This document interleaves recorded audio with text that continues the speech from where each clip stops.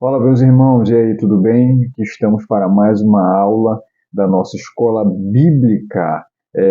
Estamos já em um novo trimestre, né? Vamos estudar o primeiro e o segundo livro do profeta Samuel. A primeira aula do domingo passado, quem ministrou foi a minha esposa maravilhosa, a Sara.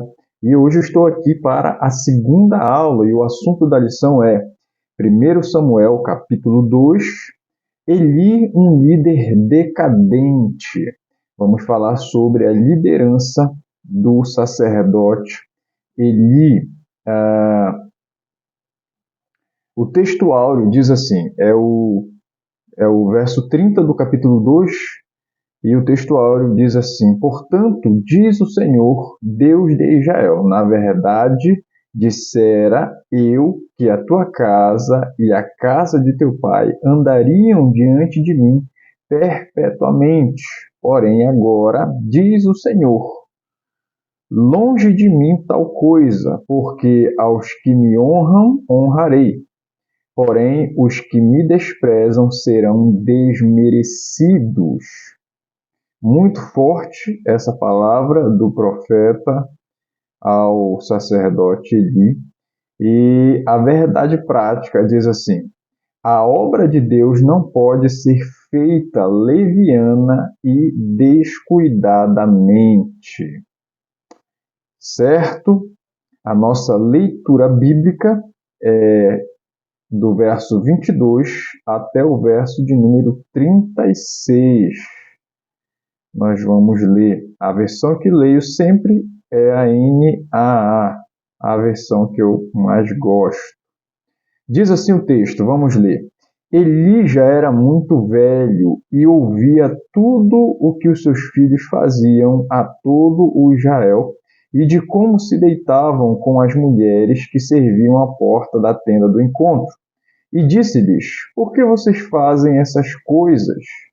Pois de todo este povo ouço constantemente falar das coisas más que vocês fazem. Não, meus filhos, porque não é boa fama esta que ouço. Vocês estão levando o povo do Senhor a transgredir. Se um homem pecar contra o seu próximo, Deus será o árbitro. Mas se ele pecar contra o Senhor, quem intercederá por ele? Mas eles não ouviram a voz de seu pai, porque o Senhor os queria matar. E o jovem Samuel crescia em estatura e no favor do Senhor e dos homens.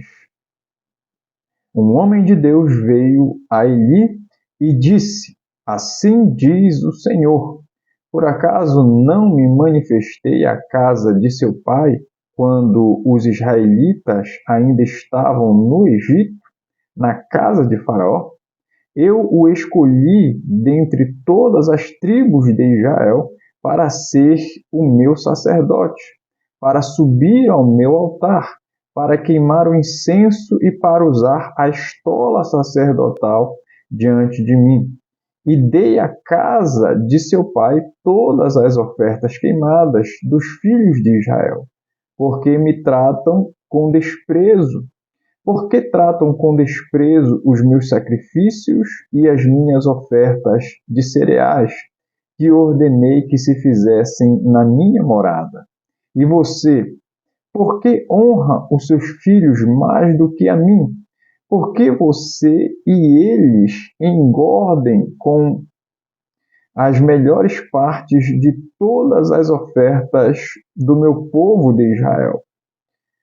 Portanto, o Senhor, o Deus de Israel, diz: Na verdade, eu prometi que a sua casa e a casa de seu pai andariam diante de mim para sempre. Mas agora o Senhor diz: Longe de mim tal coisa, porque honrarei aqueles que me honram, porém desprezarei os que me desprezam. Eis que vem dias em que acabarei com o seu poder e com o poder da casa de seu pai, para que ninguém em sua casa chegue a ficar velho. E você verá a aflição da morada de Deus, juntamente com o bem que farei a Israel. Mas ninguém da sua casa chegará à velhice. O homem, porém, da sua linhagem, a quem eu não afastar do meu altar, será poupado, apenas para lhe consumir os olhos e lhe entristecer a alma. E todos os descendentes da sua casa morrerão na flor da idade. E o que vier a acontecer com os seus 2 filhos, Ofni e Finéias, será um sinal para você. Ambos morrerão no mesmo dia. Então suscitarei para mim um sacerdote fiel que fará segundo o que tenho no coração e na mente. E eu lhe edificarei uma casa estável, e ele andará diante do meu ungido para sempre. E todo aquele que restar da sua casa virá a inclinar-se diante dele para obter uma moeda de prata e um bocado de pão. E dirá: peço que você me dê um dos cargos sacerdotais, para que eu tenha um pedaço de pão para comer. Amém. Até aqui a nossa leitura bíblica. Lembrando que a nossa lição ela é baseada no capítulo 2 do primeiro livro, né, do profeta Samuel. Os tópicos da nossa lição são esses. Primeiro tópico, o sacerdote Eli. Segundo tópico, os filhos de Eli. E o terceiro e último tópico fala sobre o dever dos pais. A nossa lição também possui 3 objetivos, que são esses. O primeiro objetivo é reconhecer a importância da vocação, segundo objetivo, descrever as razões da rejeição do sacerdócio de Eli, e o terceiro objetivo é alertar sobre o dever e papel dos pais. Amém, queridos? Antes de entrarmos na lição,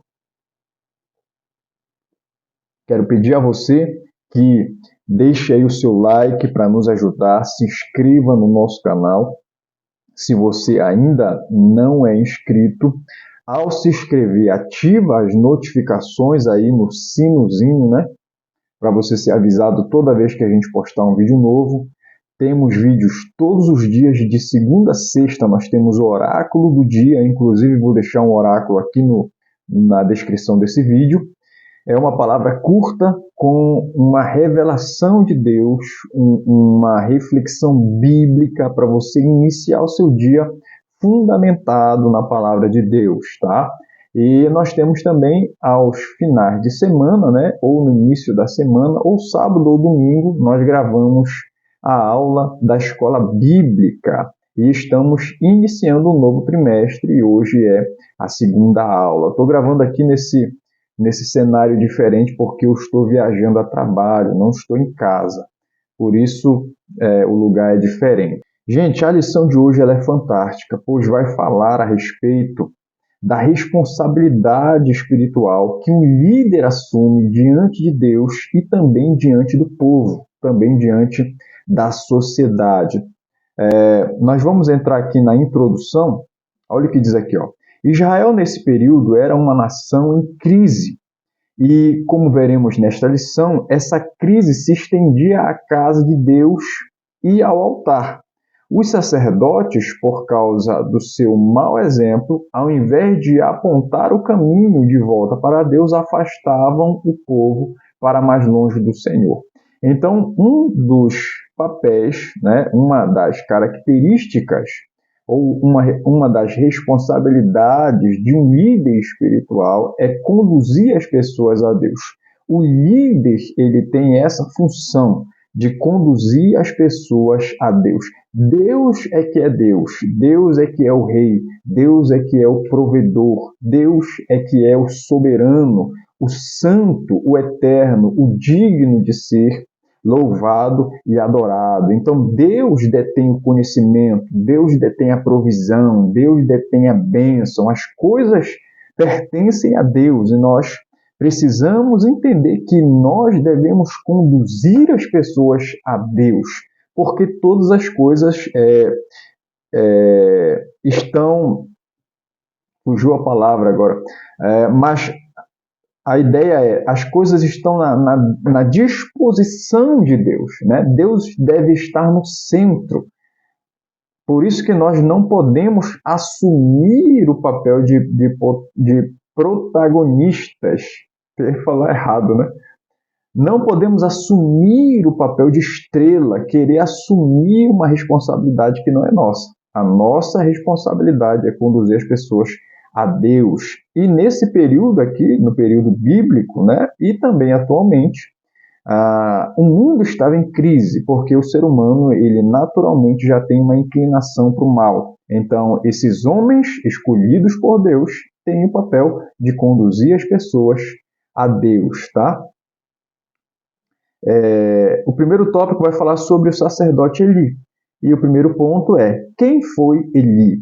Olha o que diz aqui, verso de número 22. Era, porém, Eli já muito velho, e ouvia tudo quanto seus filhos faziam a todo o Israel, e de como se deitavam com as mulheres que serviam à porta da tenda da consagração.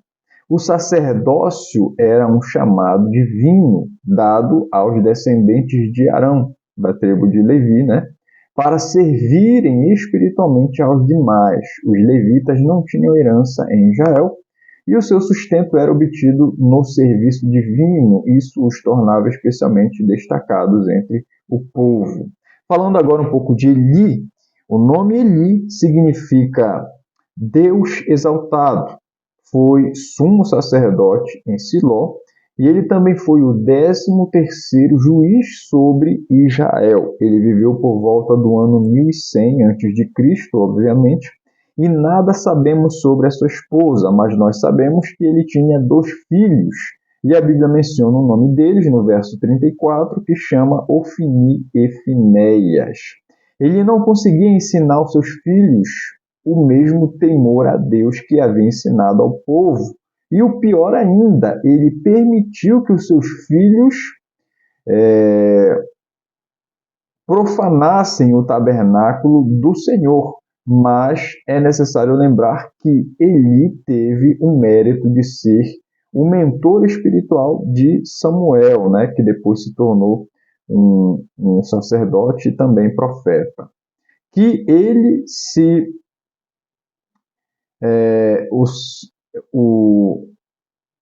o mentor, né, de Samuel, e ele se submetia humildemente desde a sua infância.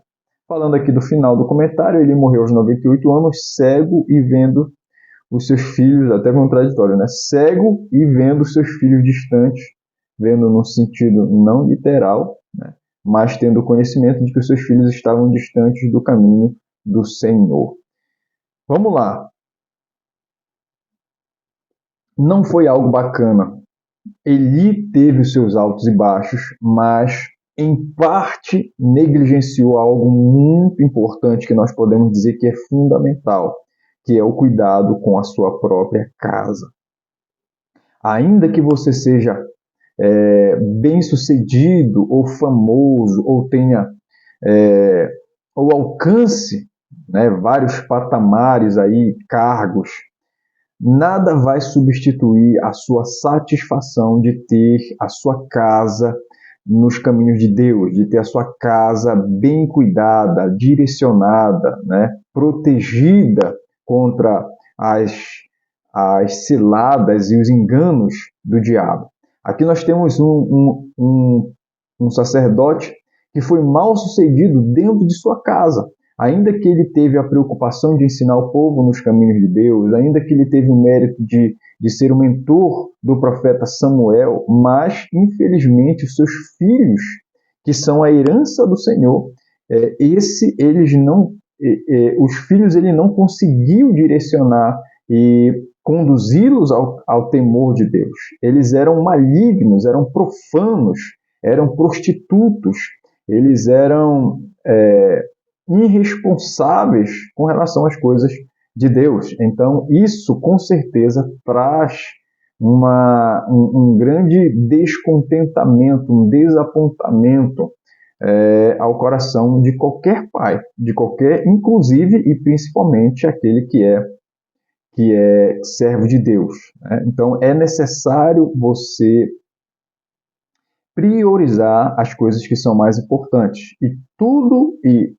E nós poderíamos dizer que nada é mais importante do que você conduzir primeiro a sua casa nos caminhos de Deus. O segundo ponto aqui dentro vai falar do valor do sacerdócio. Falamos um pouco de Eli, vamos falar do valor do sacerdócio, verso 28. Eu o escolhi dentre todas as tribos de Israel para ser o meu sacerdote, para subir ao meu altar e para queimar o incenso e para trazer a estola sacerdotal diante de mim. A religiosidade de Israel no Antigo Testamento estava estruturada em torno de sacerdotes e profetas. Algumas vezes, os dois ofícios eram desempenhados pela mesma pessoa, como veio a ser com Samuel. O sacerdote era o elo entre o povo e Deus. A ele cabia não somente oferecer sacrifícios, mas interceder pelo povo e instruí-lo adequadamente conforme a lei de Deus. Vemos assim a importância do sacerdote. Aqui nós temos a figura do sacerdote, falando do valor do sacerdócio. Aqui nós temos características do sacerdote. A primeira é que ele era alguém escolhido por Deus. Ninguém poderia dizer que queria ser sacerdote. Ele precisaria ter esse requisito de ser escolhido por Deus. Então, todos os sacerdotes que exerceram o ministério, nós podemos dizer que foram escolhidos por Deus. Agora, uma coisa é você ser escolhido, outra coisa é você desempenhar de forma adequada, de forma correta, esse chamado, né? esse cargo, essa vocação. Então, ser escolhido por Deus não é a garantia de que tudo vai dar certo, mas é a garantia de que você está no caminho certo. Agora, eu preciso ter a consciência e responsabilidade de que eu tenho que fazer a minha parte. Aqui nós vamos ver o terceiro ponto aqui dentro, que é as características da vocação, né? Temos alguns pontos aqui para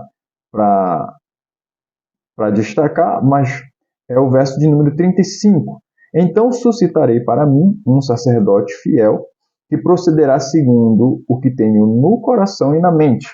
Edificar-lhe-ei uma casa estável e andará ele diante do meu ungido para sempre. Aqui Deus estava falando já do profeta Samuel, tá? E nós vamos entrar já nos pontos principais aqui desse terceiro ponto. Letra A aqui dentro. São, como a gente viu aqui, ó, as características da vocação. Esse é o terceiro ponto. E nós vamos ver essas características agora. Letra A. Conhecer a Deus. Esta é uma característica de alguém vocacionado, escolhido por Deus. Ele precisa ter algumas características. A primeira aqui dentro, letra A, conhecer a Deus. Esta é a principal. Somente conhecendo a Deus podemos confiar nele e fazer a sua vontade, passando a depender humildemente da sabedoria divina e seguindo os métodos de Deus no exercício das nossas atitudes e ações. Primeira coisa, conhecer a Deus. Segunda coisa aqui dentro, letra B, vocação. Você precisa ter a consciência da sua vocação. E a vocação, ela pode ser traduzida também com a aptidão, a tendência natural. Todos possuem de nascimento ou desenvolvem ao longo da sua vida dons que os qualificam ou desqualificam para determinadas tarefas na vida, e isso tudo provém de Deus. Então, cada pessoa já tem um dom, já tem uma aptidão, e isso pode ser ainda desenvolvido, e isso vem de Deus. E essa aptidão ou dom você precisa exercer para a glória de Deus. Isso é importante frisar, e isso precisa ser exercido para a glória de Deus. A terceira coisa aqui dentro da letra C é a chamada. Isso é decorrente de uma ação divina. Quem é chamado tem essa convicção dada pelo próprio Deus. Deus revela a certos indivíduos que os mesmos foram escolhidos e, em alguns casos, Deus chega a fornecer instruções pormenorizadas da missão, como foi no caso de Moisés e também no caso de Paulo, né? Então, aqui uma outra característica é a chamada. Quem é chamado por Deus, ele tem certeza que foi chamado. Ele não fica confundido. E aqui, a última característica, dentro desse ponto aqui, né, não abrange tudo, não é universal, mas é algumas características. A última colocada aqui dentro é o compromisso. E isso já parte da pessoa, do escolhido com relação a Deus e ao seu chamado. A última característica é o compromisso. A pessoa precisa ser compromissada com isso. Ela precisa entender que isso é muito importante e que tudo o que Deus nos chama para exercer inicia dentro da nossa própria casa. É da nossa casa para fora, não de fora para a nossa casa, tá? E o compromisso é a resposta que damos ao chamamento, aceitando e cumprindo a missão, tá? O segundo tópico aqui, nós vamos falar sobre os filhos de Eli, tá? A desobediência dos filhos de Eli à palavra de Deus, somada à negligência de seu pai, provocou uma verdadeira tragédia familiar e nacional. Aqui a gente sempre fala do compromisso que o homem precisa ter com a sua casa, que a mulher precisa ter com a sua casa em relação ao cuidado e à proteção familiar, a instrução e o ensino dos filhos nos caminhos de Deus. Isso é muito importante, porque nós estamos presenciando aqui que é uma tragédia familiar, evoluiu para uma tragédia nacional, conduzindo as pessoas para longe de Deus. O primeiro ponto aqui dentro é o mau testemunho. Nós vamos ver o verso de número 12. Eram, porém, os filhos de Eli, filhos de Belial, e não se importavam com o Senhor.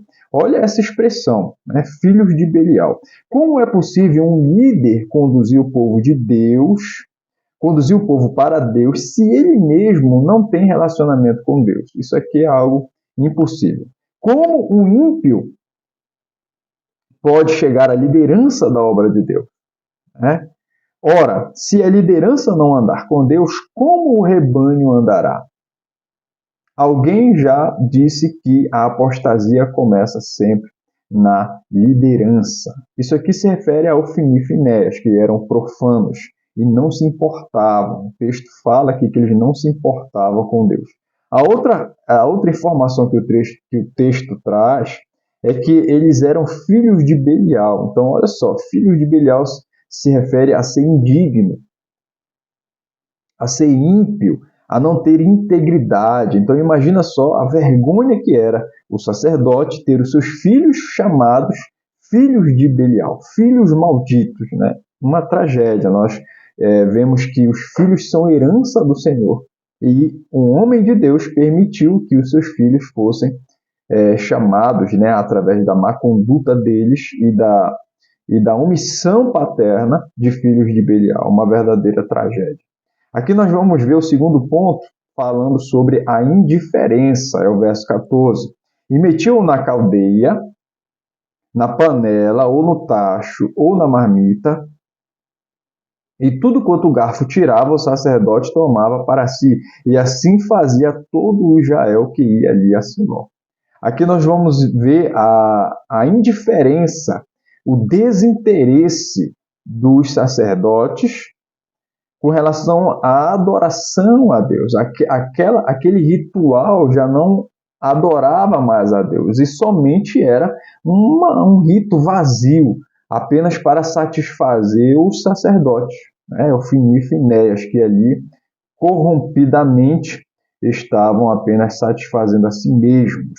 Eram indiferentes, não se importavam e assim eles ignoravam a adoração a Deus. O terceiro ponto aqui, talvez o pior deles, vai falar sobre a arrogância e também sobre a imoralidade deles. Olha o que diz aqui, ó. Era, porém, Eli já muito velho e ouvia tudo quanto os seus filhos faziam a todo Israel.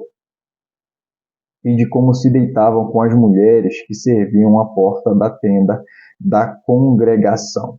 Então, aqui a arrogância, né, de ofender a Deus tanto com a sua imoralidade como com a sua também arrogância, eles desprezavam tudo aquilo que era considerado sagrado, ignorando os mandamentos de Deus, a presença de Deus, ignorando a integridade e a santidade de Deus, ignorando a adoração a Deus, tornando tudo coisas desprezíveis. Então, a imoralidade já havia atingido um nível tão alto que eles não se importavam, eram de fato ímpios, porque uma característica do ímpio é essa, de não se importar com as coisas de Deus.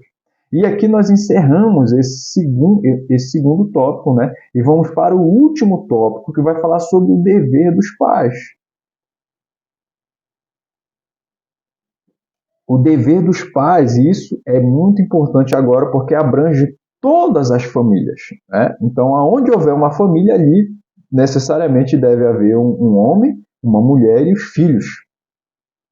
Esse é o modelo bíblico de família. E a responsabilidade aqui dos pais é conduzir e educar os seus filhos nos caminhos de Deus.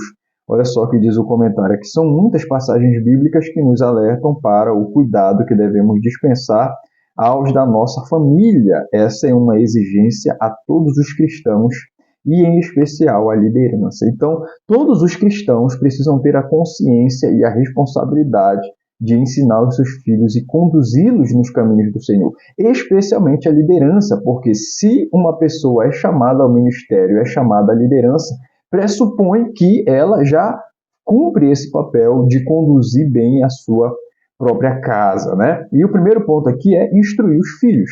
Olha o que diz aqui, ó, verso de número 29.